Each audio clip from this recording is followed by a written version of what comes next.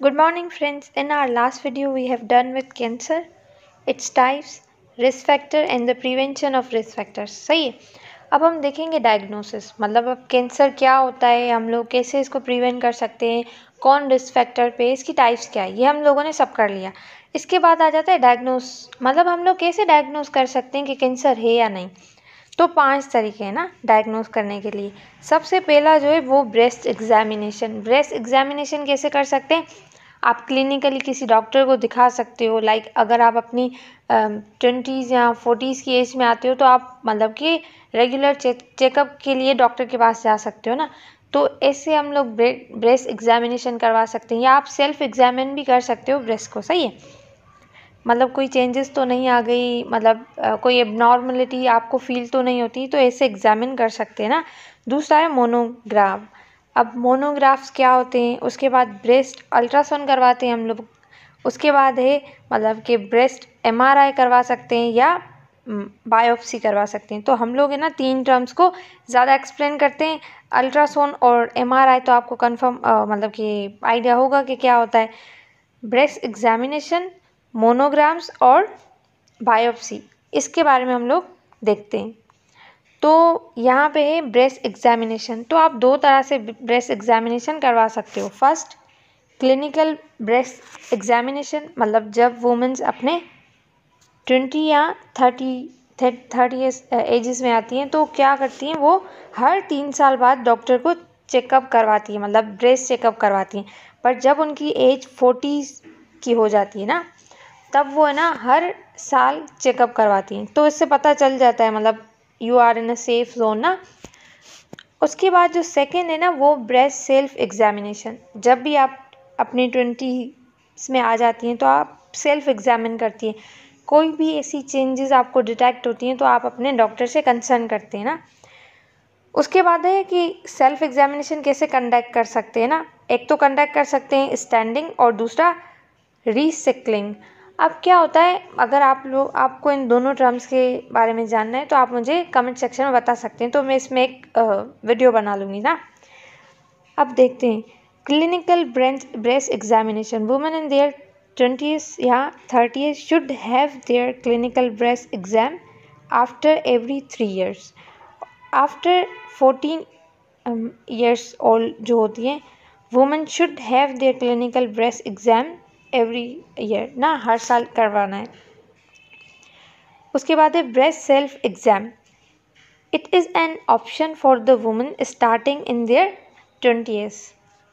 Any change detected should be report to the medical expert. उसकी 2 types हैं self examination की। एक conduct standing, मतलब खड़ा होकर करना पड़ता है। दूसरा होता है रीक्लिनिंग। तो अगर आपको जानना हो तो आप कमेंट सेक्शन में बता दीजिएगा, मैं इस पर अलग से वीडियो बना लूँगी। उसके बाद है मोनोग्राम। मोनोग्राम क्या होता है? एक मशीन है, यहाँ देखें, इस पर आप है ना ब्रेस्ट को पहले सेट करते हैं। सही है। उसके बाद क्या होता है, यहाँ पे एक प्लेट होती है जो फिक्स कर देती है ना, और यहाँ से ये है कैमरा यूनिट। और कैमरा यूनिट से क्या होता है, एक्सरे बीम निकलती है। यहाँ जो रेज यूज़ करते हैं ना एक्सरे, वो बहुत ही मतलब कम अमाउंट में यूज़ करते हैं, तो वो इतना डेंजर नहीं होता ना, ऐसे होती है। उसके बाद हमें एक मिलता है मेमोग्राम। अब मेमोग्राम को हम लोग कैसे देखेंगे, ये देखें। अगर इस तरह की कोई पिक्चर आती है तो ये होता है नॉर्मल। सही है। अगर यहाँ पे कुछ डिटेक्ट होता है, सही है, छोटा सा लम्ब सा डिटेक्ट हुआ ना, सिस्ट, तो ये है बिनाइन, मतलब मैलिग्नेंट नहीं है, ये ट्यूमर, सिर्फ जस्ट एक ट्यूमर है, कैंसर नहीं है। सही है। अगर इस तरह सा मतलब हार्ड सी कोई चीज़ दिखती है ना, तो वो कैंसर कहलाती है।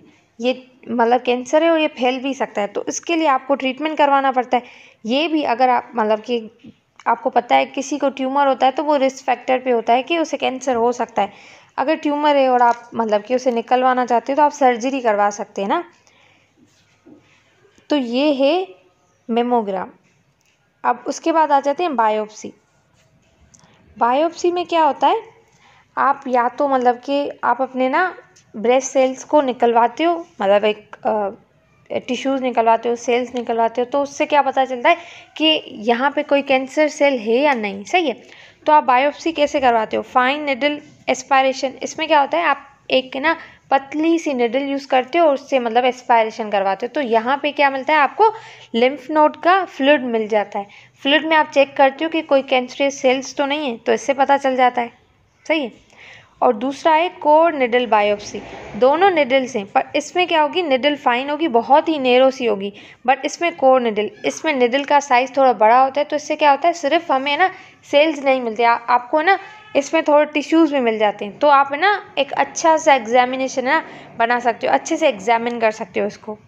उसके बाद है वैक्यूम असिस्टेंट, और दूसरा है सर्जिकल बायोप्सी, मतलब सर्जिकल प्रोसेस से आप मतलब कि कुछ सेल्स या टिश्यू निकाल देते हो, उससे बायोप्सी करवाते हो। दूसरा है ना लिम्फ नोड्स, जो लिम्फ नोड्स होते हैं ना ब्रेस्ट में, आप उनकी बायोप्सी करवाते हो। इनको हम लोग डिटेल में आगे देखते हैं ना।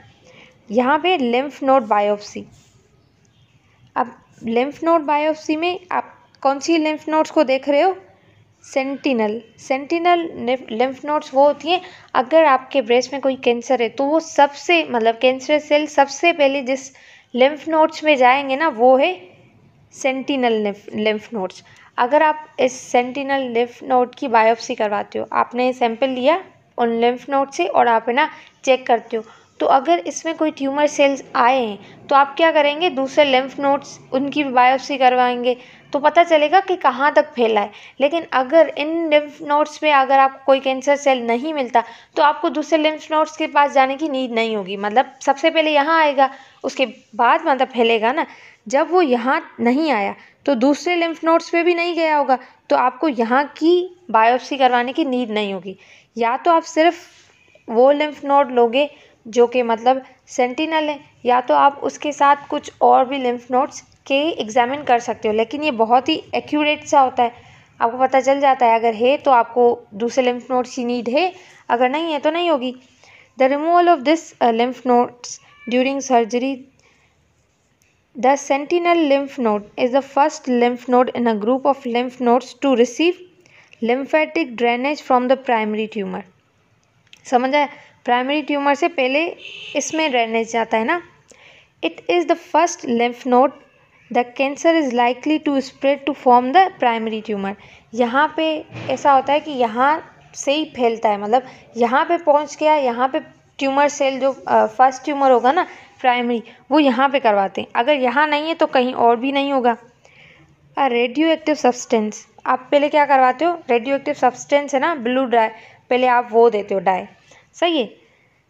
Injected near the tumour, the substance और dye flow through the lymph ducts में जाएंगी, फिर उसके बाद लिम्फ नोड्स में जाएंगी।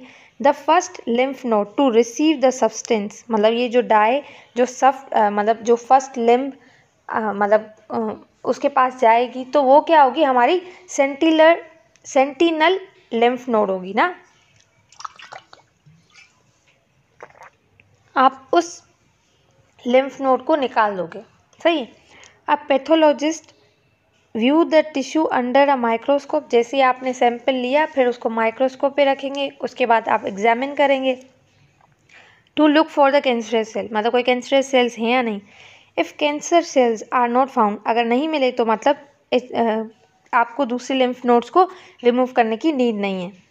अ sentinel lymph nodes is found in more than one group of the nodes, मतलब ये एक से ज़्यादा लिम्फ नोड की जगह पे भी पाई जा सकती हैं। आई होप आपको समझ आ गया होगा। पहले आप डाई यूज़ करेंगे, और डाई वो सबसे पहले मतलब ट्यूमरस सेल है ना ब्रेस्ट सेल, वहाँ पे आप डाई यूज़ करेंगे, इंजेक्ट करेंगे। ये डाई जब से जहाँ सबसे पहले पहुँचेंगी उसको हम लोग क्या कहेंगे, सेंटिनल लिम्फ नोड्स। तो उसकी हम लोग बायोप्सी करवाएंगे, बायोप्सी करवा के फिर माइक्रोस्कोप पे एग्जामिन करेंगे, माइक्रोस्कोप पे एग्जामिन करेंगे। अगर कोई कैंसरस सेल है तो मतलब कैंसर है, अगर कोई कैंसरस सेल नहीं है तो इट्स लाइक के कैंसर नहीं है, आप यू आर सेफ। उसके बाद है पेट स्कैन। अब ये जो पेट स्कैन है ना, उसमें क्या होता है, ये एक प्रोसीजर है जो कि हम लोग है ना मैलिग्नेंट ट्यूमर सेल को डिटेक्ट करने के लिए यूज़ करते हैं। इसमें क्या होता है, आप है ना पहले रेडियो एक्टिव है ना ग्लूकोज इंजेक्ट करते हो वेन में, उसके बाद क्या करते हैं, आप स्कैनर की मदद से स्कैन करके एक पिक्चर निकाल लेते हैं, सही है। मतलब जहाँ पे ज़्यादा मतलब ग्लूकोज जाएगा, मतलब जहाँ पे ये रेडियो एक्टिव ग्लूकोज जहाँ ज़्यादा जाएगा, तो ऑब्वियसली ग्लूकोज की नीड कहाँ होगी बॉडी में ज़्यादा, वहाँ जहाँ पे कैंसरस सेल हैं, क्योंकि वो रैपिडली डिवाइडिंग है, जहाँ पे रैपिड डिवीजन हो रही वहाँ पे एनर्जी की भी ज़्यादा ज़रूरत होगी। तो क्या होगा, जहाँ ट्यूमर होगा ना वहाँ ये ग्लूकोज अक्यूमुलेट हो जाएगा। तो फिर आपको मतलब कि आप वहाँ की स्कैनिंग करवाओगे तो उससे स्कैन को देखते हुए आप बता सकते हैं कि यहाँ पे कैंसर है या नहीं, क्योंकि जो एरिया बहुत ज़्यादा ब्राइट दिखेगा उसमें मोस्ट प्रोबेबली कैंसर हो सकता है, क्योंकि वहाँ पे ग्लूकोज के मॉलिक्यूल्स है ना वो ज़्यादा होंगे। अब देखते हैं कि क्या है। A procedure to find out malignant tumor cell in a body. A small amount of radioactive glucose is injected into the vein.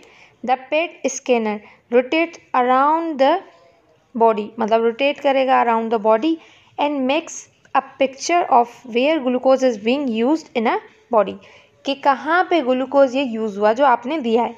Malignant tumor cells show up brighter in the picture because they are more active and take up more glucose than the normal cells do, मतलब जितना normal sales नहीं लेंगे उतना cancerous cell लेंगे, क्योंकि वो rapidly divide कर रहे हैं, उनको एनर्जी की नीड है। तो आई होप आपको ये दोनों टेस्ट क्लियर होंगे। उसके बाद आ जाते हैं examination of the breast tissue. Breast tissues में हम लोग क्या क्या देखते हैं, मतलब एग्जामिनेशन में हम लोग कौन सी चीज़ें देखते हैं। एक तो मतलब ट्यूमर जो है वो बिनाइन है या मैलिग्नेंट है। जैसे हम लोगों ने ना मोनोग्राम में देखा था कि मैलिग्नेंट अगर मैलिग्नेंट होगा तो वो थोड़ा हार्ड होगा और मतलब कि जो सिस्ट है ना वो लम्प्स में कन्वर्ट हो जाते हैं, और अगर बिनाइन होगा तो सिर्फ सिस्ट होगा।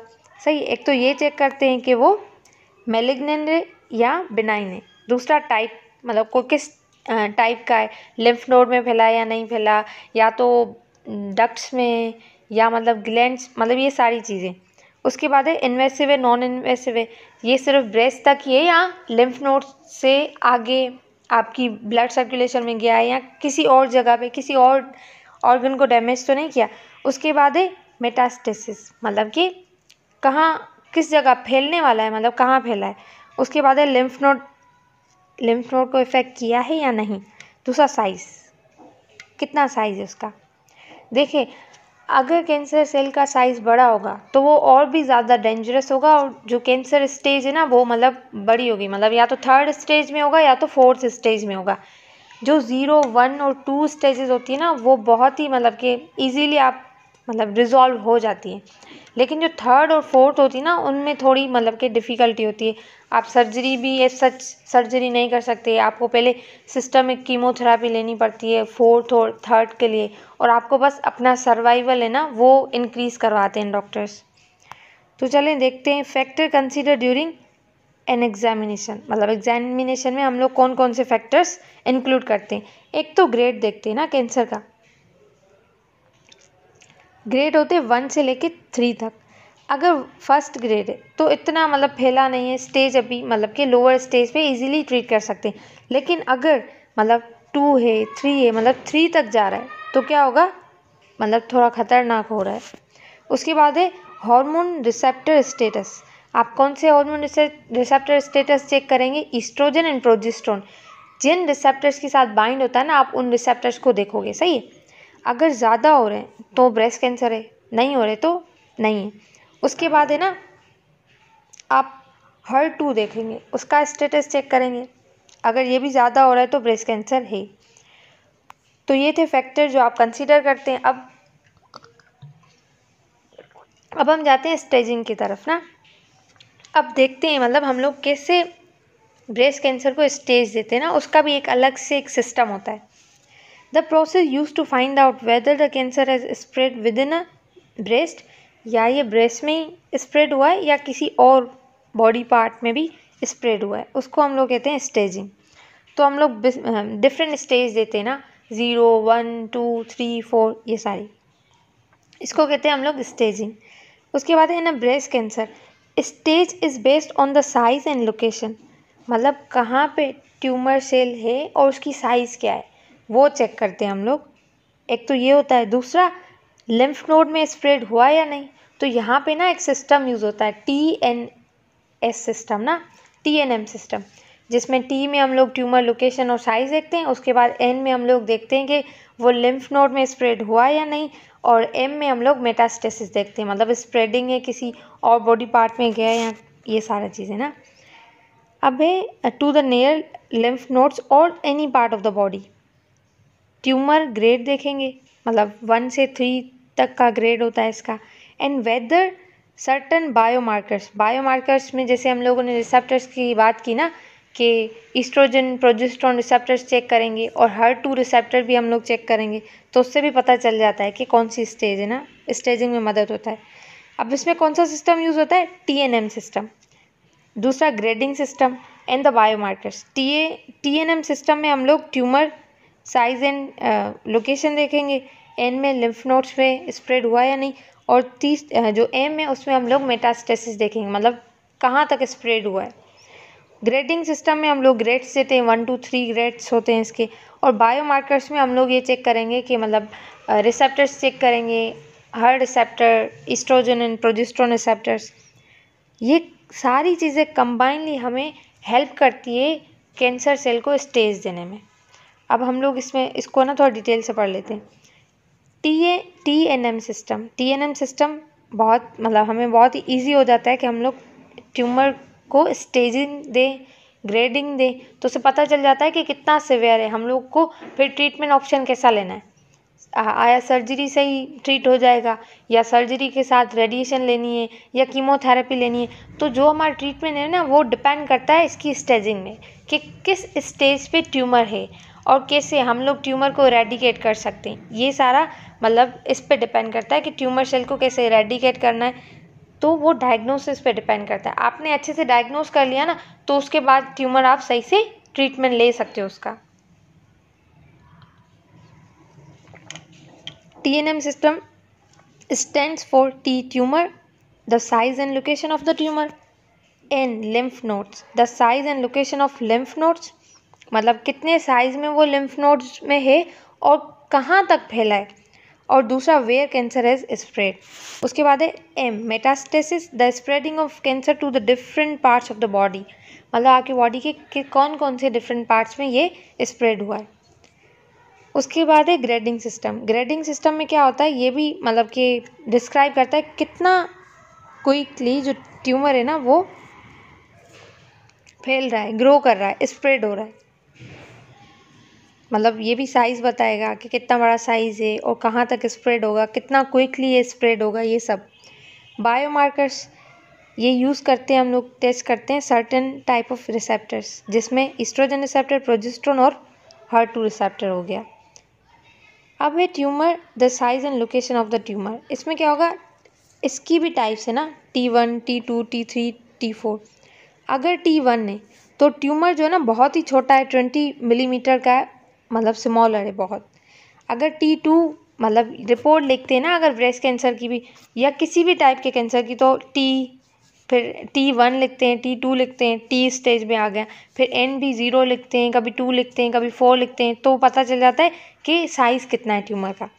अब T2 में क्या होगा, अगर लार्जर देन 20 मिलीमीटर है but not larger than 50 metre, मतलब 20 और 50 के बीच का है, सही है, तो हम लोग उसे T2 की स्टेज देंगे।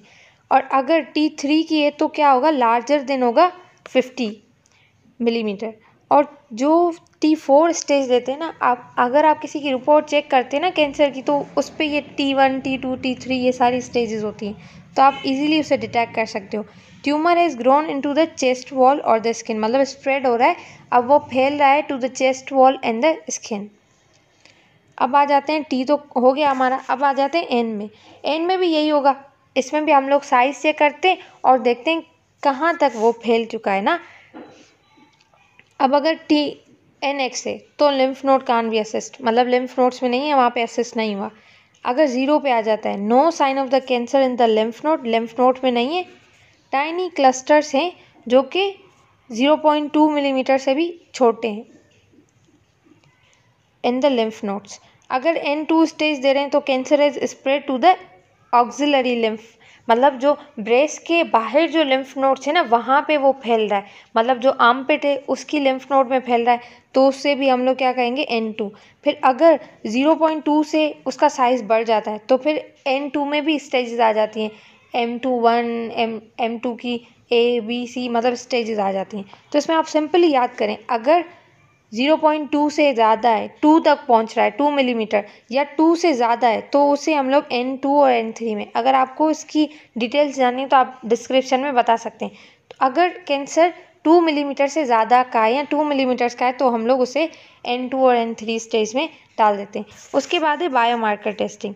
इसमें क्या क्या देखेंगे हम लोग, ईस्ट्रोजन रिसेप्टर, प्रोजेस्टेरोन और human epidermal growth factor. Human epidermal growth factor type 2 receptor, अगर ये बहुत ही ज़्यादा आ रहे हैं, मतलब ये क्या है, ग्रोथ में इन्वॉल्व है ना, ज़्यादा आ रहे तो मतलब ट्यूमर है, रैपिडली डिवाइडिंग ट्यूमर सेल्स है। उसके बाद है स्टेजिंग। स्टेज 0, 1, 2, 3, 4 ये मेन स्टेजेस हैं। अब हम देखते हैं उसमें अगर स्टेज 0 पे कैंसर, तो क्या होगा, वो नॉन इन्वेसिव है, मतलब स्प्रेड नहीं हो रहा, और वो ब्रेस्ट टिश्यूज़ में भी मतलब स्प्रेड नहीं हुआ, मतलब एक लोकलाइज जो एरिया था ना जहाँ पे प्राइमरी ट्यूमर है वहीं पे, वहाँ से कहीं स्प्रेड नहीं हुआ। उसके बाद आते हैं स्टेज 1 पे। स्टेज 1 पे क्या होगा, या तो वो 2 जितना है या 2 से कम है और स्प्रेड नहीं हुआ, तो उसको हम लोग कहते हैं लिम्फ नोड, मतलब लिम्फ नोड में स्प्रेड नहीं हुआ। अगर स्टेज 2 लिखा है कहीं पे, तो क्या होगा, 5 से लेके 2 तक मतलब कि उसका साइज़ है और वो लिम्फ नोड पे स्प्रेड हुआ है। या तो क्या होगा, 5 से ज़्यादा का साइज़ है उसका बट वो लिम्फ नोड में स्प्रेड नहीं हुआ। अगर 2 to 5 है और लिम्फ नोड में स्प्रेड हुआ है तब भी वो स्टेज 2 पे आएगा, और अगर 5 से बड़ा है और स्प्रेड नहीं हुआ तब भी वो स्टेज 2 पे आएगा। आप इसको 5 को थोड़ा ध्यान दीजिए। दूसरा है स्टेज 3, या तो 5 होगा और स्प्रेड हुआ है लिम्फ नोड तक, सही है, या तो क्लम्प्स बन गए, मतलब जो कि 5 से भी ज़्यादा साइज़ के, लेकिन वो भी स्प्रेड हुआ है वो लिम्फ नोड में। स्टेज 2 पे दो मतलब की चीज़ें थी, एक तो 2 और 5 जितना है उसके बीच में और स्प्रेड भी हुआ है, दूसरा 5 है लेकिन स्प्रेड नहीं हुआ। लेकिन अगर 3 स्टेज की बात करें, 5 का तो है लेकिन वो स्प्रेड हुआ है, 5 का है स्प्रेड नहीं हुआ तो स्टेज 2 पे आएगा। अगर 5 का है और स्प्रेड भी हुआ है टू द लिम्फ नोड्स तो वो कहाँ पे आएगा, स्टेज 3 पे, समझ आ रहा है। और 5 से बड़ा है, क्लस्टर्स बन गए, तब भी वो स्टेज 3 पे आएगा। और अगर स्टेज 4 की आप बात करते हो, और अगर स्टेज 3 में क्या होगा, सिर्फ वो लिम्फ नोड में स्प्रेड नहीं होगा, ये में भी स्प्रेड हुआ है टू द स्किन और द चेस्ट वॉल, सही है, और वहाँ पे स्वेलिंग हो गई है, तो ये सब आएंगे स्टेज 3 पे। एज आई सेड कि स्टेज 3 और स्टेज 4 जब वहाँ पे कैंसर आ जाता है ना, तो आपको मैनेजमेंट में बहुत ज़्यादा डिफ़िकल्टी होती है ना। बट अगर स्टेज 2 और स्टेज 1 है तो आप सिंपल सर्जरी करवाते हो, सिंपल कीमोथेरेपी देते हो और थोड़ी रेडियोथेरेपी लेते हो तो ट्रीट हो जाता है।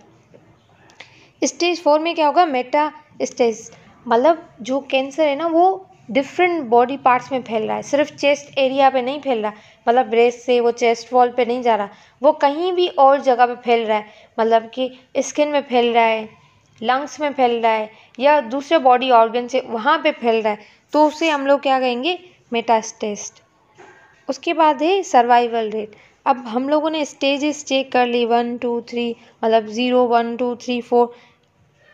अब इसमें देखते हैं सर्वाइवल, हम लोग देखते हैं 5 ईयर तक का सर्वाइवल कैसे होता है। अगर 0 पे तो 100% वो 5 साल और ज़िंदा रह सकता है, और अगर 1 पे तब भी, बट अगर 2 पे आया तब भी 93% है, मतलब ज़्यादा चांसेस हैं।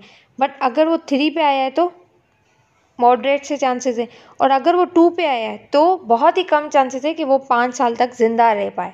मतलब आप ज़िंदा रहना या उसका सर्वाइवल आप इंक्रीज़ कर सकते हो उसे ट्रीटमेंट दे दे के, कि कैंसर सेल्स ज़्यादा ना स्प्रेड हो या ज़्यादा डिवाइड ना हो, ये कर सकते हैं। लेकिन उसे कंट्रोल करना 4 स्टेज पे इट्स नियर टू इम्पॉसिबल ना। ये यहाँ तक था कि आप कैसे डायग्नोस कर सकते हो, आप कैसे स्टेजेस देते हो, और TNM सिस्टम क्या होता है कैंसर में, बायोमार्कर्स क्या हैं, ये सारी चीज़ें आप लोग डिटेक्ट करके, मतलब इनमें टेस्ट करके आप बता सकते हो कि कैंसर है या नहीं है और कितना फैला है, मतलब कौन सी स्टेज पे और किस तरह के ट्रीटमेंट आप ले सकते हो। अब यहाँ तक कैंसर डायग्नोस हो गया कि कौन सा टाइप है, क्या है, कितना फैला, ये सब। उसके बाद आप देखोगे कि कौन सी स्टेज पे आप कौन सा ट्रीटमेंट लेते हो। तो जो ट्रीटमेंट है वो हम लोग अपनी नेक्स्ट वीडियो में देखेंगे, आप नेक्स्ट वीडियो का वेट करें। अगर आपको ये वीडियो अच्छी लगी हो तो वीडियो को लाइक करें, चैनल को सब्सक्राइब करें। Thank you.